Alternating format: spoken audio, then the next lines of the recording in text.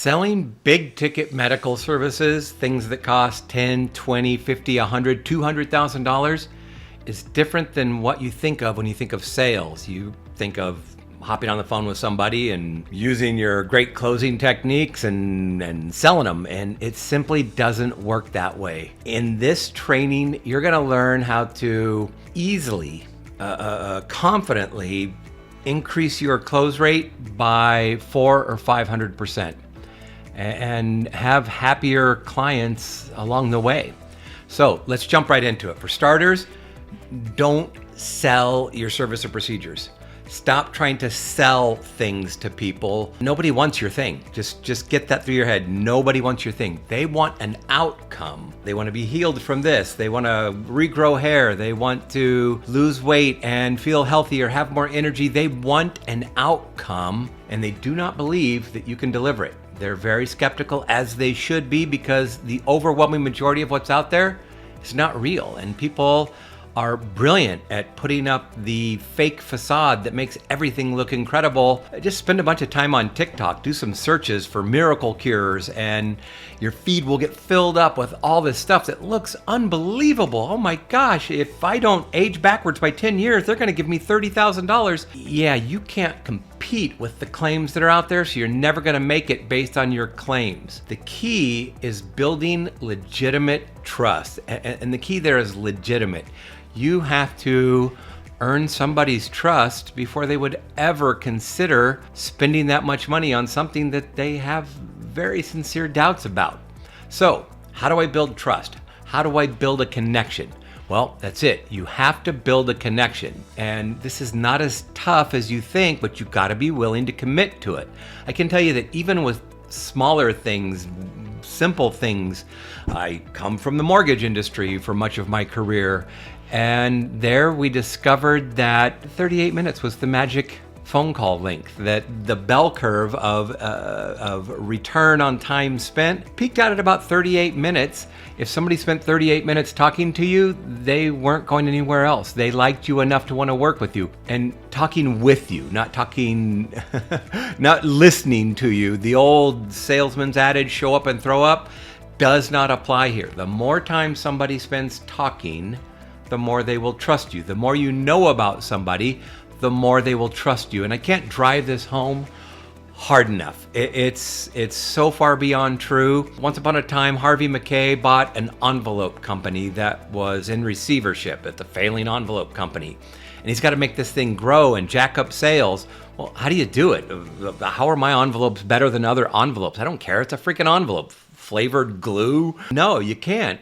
So he created at the time what he called the Mackay 66, and it was 66 questions about somebody. Their names, birth dates, anniversaries, family members, kids' birthdates, where they like to vacation, goals, aspirations, where they want to retire, everything you can imagine about somebody. And he put it into a CRM and he gave it to his salespeople and said, your compensation will be based not just on the sales you make, but your commissions will be determined based on how many of these questions you have answered. And I can't just, so where do your kids go to school? What are their names? What are their birthdays? I'm going to creep people out. You have to legitimately get to know somebody. And long story short, the company's an insane success as people make 200, 300, 400% of what the industry average is. Connections. And I've been involved with so many projects where it's all about connections. Heck, I'm involved with one now where they're not the best. They're slow. And it's a big, expensive thing, and I don't want to pick on them. But yeah, they're about to hit $2 billion for the year and are growing so rapidly, and the company's not even 2 years old yet. Just killing it. Why? Because it's all about connections. Their sales force is 100% about building relationships with clients that they can work with on an ongoing basis. And that's what you have to think about here. These are clients for life. They should be friends for life. I've said it so many times, it's hard to even say. But he or she with the most friends wins. You're trying to make friends. You're trying to make connections because, especially in the regenerative space, I don't want to just heal my pain right now. I want to continue to heal things and to do it proactively and to be younger and done correctly. The lifetime value of a prospect in this space is high 6 figures, 7 figures in the long run if you legitimately make it all about them. But you've got to have these connections. So how do you do that? One, like we said, you got to spend a bunch of time with them. And they need to be talking at least half the time. You got to ask questions, and not like a poll. You're not quizzing them. And what did you do? And how did you? And what happened? No.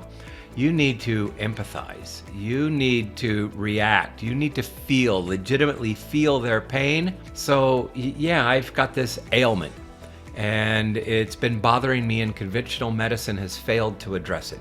That's where it all starts, right? For the most part, I know conventional medicine isn't going to do it. I hope there's something that will do it. You need to get me talking about my pain and my problem. At the end of it, you should know how long they've been suffering, how it's affected their lives, when it's worse, when it's not, what they've tried, how that worked, what worked a little but didn't stay, what promises were made to them, what things they tried that completely failed, how it's impacting the lives of not just themselves, but their significant other, their children, the people at work, how's it impacting them, and what it would mean if that changed, and how their life would change, and what it would really be worth. If you can make somebody start living in the outcome, and thinking about the outcome and how their life could change. And can you imagine if you had the mental acuity and the energy level that you would, I can imagine. I used to be able to crank out 10 times as much work. I was faster, sharper, whatever, and I'm getting it back, and it feels good, but I've got a long ways to go, because this is not a miracle cure. It takes time, and it took a long time to age. Well, it takes a long time to age backwards, but you know what? I'm gonna be worth 3, 4, 5 times what I am now, based purely on aging backwards. Get people to live in that. When I start thinking about, wow, what would it be like if I could focus for hours? What would it be like if the answers were right there and I wasn't always going, what's the word I'm missing? Get them to think about that and talk to them about it. And by the way, not just their ailment. Talk to them about everything. You want to talk to them about their kids, about their life, about their family, about everything whatever's important to them. Friends know a lot about friends. You're trying to make a friendship. And look, if it's awkward or uncomfortable, that's not making a friend. You got to use your common sense here, but your goal is to bond with them. And the more you listen and the more they talk, the more you're going to bond with them. And by the way, you better be taking copious notes all through this and just jotting them down, little things. And then you save that, because you're going to use it in the future and you're going to refer back to it. And people love it when they hop on the phone with you again in a month and you're like, hey, I'm curious before we get started, how'd the soccer tournament go? And did Jimmy end up, oh, wow, you got his first. It's done, because you're not selling them. You're intersecting with their decision to take action. And that's going to happen at different times. I can tell you that even in the mortgage industry, which I mentioned, we found that after somebody said, yes, I need a mortgage, and filled out a lead form, the closes that came, only 40% of them even came in the first 90 days. 48% came in the second 90 days. 12% took more than 6 months. There's nobody in the industry that follows up on a lead for more than a week or 2 at the outside, because they either want it or they don't. It's a yes or a no. No. And by the way, about quadrupled in some years, 600% increase in the overall close rate over time, when you focus on building a prospect, not making a sale. You see, in sales, everybody falls into one of 5 categories. They are either a suspect, prospect, customer, a client, or a champion. A suspect, that's that cold lead. Yep, this is a suspect. I'm talking to him. And before we get to prospect, customer, somebody who buys from you. A client is somebody who will buy from you again and again. Oh yeah, Bill's my guy. I always use him for whatever. And a champion is somebody who can't wait to tell their friends about you. That's somebody who champions your cause and they spread the good word. You can't find champions, you build them by taking them through all of these different steps. And we'll talk about all of those steps and how you move them to the next level. In all the CRMs I've set up in my day, always had those categories. But let's talk about prospect. I got a suspect. I'm not trying to get a customer. First, I need to get a prospect. What is a prospect? It's somebody who has a positive expectation for future interaction. That's it. Somebody who knows that they are going to be communicating with you again, hearing from you again in the future. There's a connection and they look forward to it. Because if I go, hey, I'll put you on my mailing list, I'll follow up with you in 30 days. Great. I'll be sure to avoid that call or more spam for my spam folder. That's not a positive expectation. The only thing you want them to do is not dread the ongoing connection to you. That's a prospect because, again, I don't know when they're going to buy or even if they're going to buy, but I know that a certain percentage of them will buy every single year. And let's say that that is 15%. 15% of the people are going to buy every year. And sometimes it's going to be the repeat buyer. Sometimes it's going to be a referral. Sometimes it's going to be somebody who was saving up money or their pain just hit that level. But if I can get 1,000 people in my database, I got 150 clients a year. That's simple, year after year after year. It's a revenue producing asset. There is no asset that you will own that is more valuable than your contact database. And it's not just with one medical treatment. It's with all sorts of things that you may be involved in the future or other things that you'll offer. You need these connections. You need these friends that trust you, and you got to be trustworthy.